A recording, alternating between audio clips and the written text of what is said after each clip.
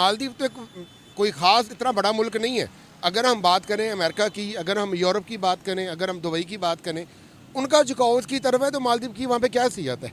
Main जो interest है वो इकॉनमी है कि इंडिया तो वैसे भी हर इंडस्ट्री में पाकिस्तान से बहुत आगे जाता जा रहा है। मतलब आप गाड़ियों में देख लें, टूरिज्म में देख लें, बाकी मोबाइल फ़ोन इंडस्ट्री उन्होंने अपने मुल्क में हर चीज़ लगा ली। जुल्म हो रहा होता तो पूरी दुनिया में मुसलमानों के साथ बहुत ज़्यादा जुल्म हो रहा है, तशद्दुद हो रहा है उन पर। सर मैं मालदीव्स को कहना चाह रहा हूँ ये चीज़ कि कभी अपने मुल्क को नक्शे में आपने गौर से देखना है। इंडिया के नक्शे के नीचे जैसे एक डॉट नुक्ता नहीं होता, नुक्ते की तरह एक मुल्क है, इतना सा मुल्क जिसे कहा जाता है। ये तो एक जजीरा है, चारों तरफ पानी, बीच में छोटा सा एरिया। के तौर पे अब्दुल्ला शाहिद जो हैं वो फॉरेन मिनिस्टर रहे हैं, farmer speaker of the parliament रहे हैं, उन्होंने भी इसको कंडेम किया है। चीन का जो माउथपीस है, कम्युनिस्ट पार्टी ऑफ चाइना का माउथपीस है ग्लोबल टाइम्स, उसने एक बड़ी प्यारी बात बोली। उसने मालदीव्स को बोला कि यार हमने कभी ये तो नहीं बोला था कि तुम भारत और चाइना के बीच में चूज करो। मजबूर हो जाते हैं हम लोग जो है ना इंडिया की तारीफ करने में, तो मालदीव ऐसा क्यों ना करता। जाहिर सी बात है इंडिया ने उन्हें धत्कारा, इंडिया ने चाइना को भी धत्कारा। आपने देखा है ये इंटरनेशनल न्यूज़ की खबर थी कि इंडिया ने जो है अपना क्या कहते हैं चाइनीज़ जो थे वो अपना मनी लॉन्ड्रिंग कर रहे थे, ठीक है। तो नरेंद्र मोदी ने बोला कि भाई आपको सलूट है, आपके साथ हमारा बायकॉट है। तो को कहते हैं कि हमें खड़ा करने वाला भारत और भारतीय है। मैं इस पे एग्री करता हूँ। हाँ एग्री। देखें मैंने ये हकीकत बताया है, आप ये नहीं चला सकेंगी, हमें रियलिटी से बाहर आना पड़ेगा। ठीक है, हम बोल दे मैं चला दूंगी, क्या हो गया। ठीक है, हम जो कंपैरिजन करते हैं ना इंडिया के साथ, हम कंपैरिजन नहीं करना चाहिए, हमें अपनी ग्रोथ के ऊपर फोकस करना चाहिए। ठीक है, हम इंडिया के साथ कंपैरिजन, आपको पता है वो बोले जो मैं चला नहीं पाऊंगी। नहीं, अब देखें ना, अब ये ख्याल है अमेरिका इसलिए उसको करता है कि उसको एक इलाके में कैसा बंदा चाहिए, एक ऐसी गवर्नमेंट, एक ऐसा कंट्री चाहिए जिससे वो इर्द गिर्द के लोगों के अंदर अपना के डर या अपना के डोमिनेट करके उनको दबा के रखे, जो हमारे पाकिस्तान के साथ हो रहा है। अब देखें ना, हमारा ये जो आपका गवादर का मामला है वो क्यों रुका है? गिरवी दिया हुआ हमने वो। जी हाँ, और इसके अंदर इंडिया का अपना उसका अपना इंटरेस्ट तो है ना, क्योंकि एक ही जगह पे दो चौधरी नहीं हो सकते, चौधरी एक ही होगा। तो इंडिया का अमेरिका का इंटरेस्ट है कि यहाँ पे इंडिया एज ए चौधरी काम करे और पाकिस्तान उसकी बात को माने, चाहे वो मेरे ख्याल में वो खसारे में है। मालदीव की आप हिस्ट्री देखें, क्या थे वो लोग, ठीक हो गया।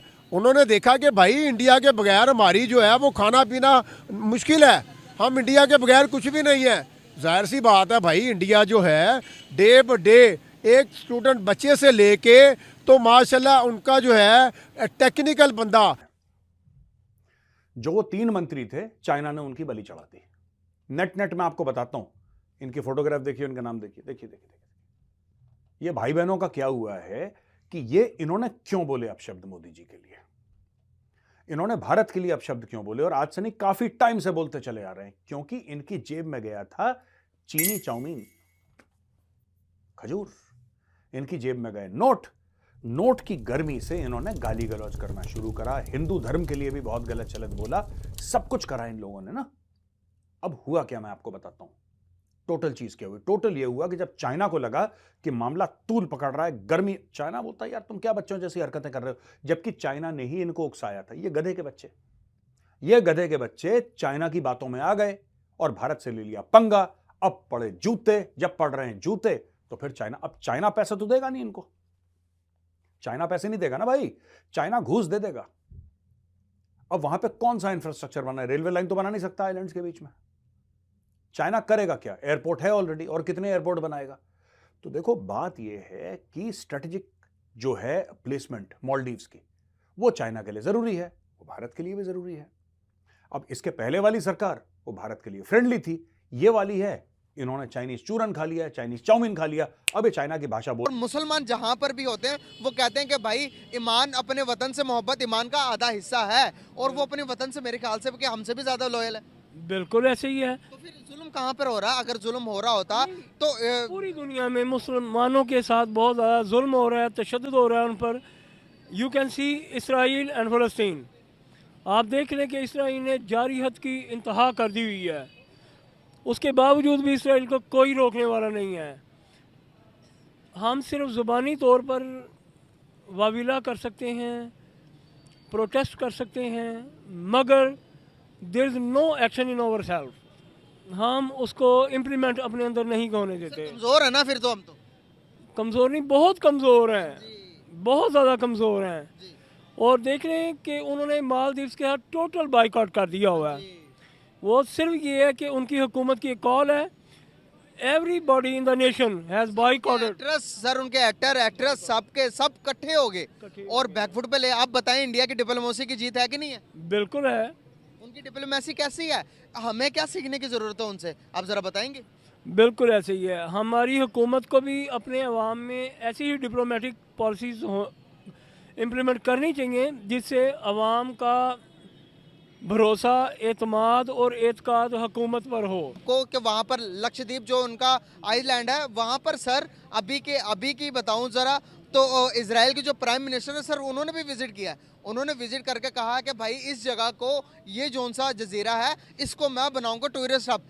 उसने कहा है, इजराइल ने कहा, इजराइल के प्राइम मिनिस्टर ने कहा है कि यहाँ पर जो खारा पानी है इसको मतलब कि प्योरीफाई करके इसको हम प्योर वाटर बनाएंगे, पीने के लायक पानी बनाएंगे, खारे पानी को। और इंडिया की जो रतन टाटा कंपनी, आपने सुनी होगी, नाम सुना होगा सर, उस कंपनी ने ऐलान किया कि इस जजीरे के अंदर हम मतलब कि बिल्डिंग्स बनाएंगे, होटल्स बनाएंगे।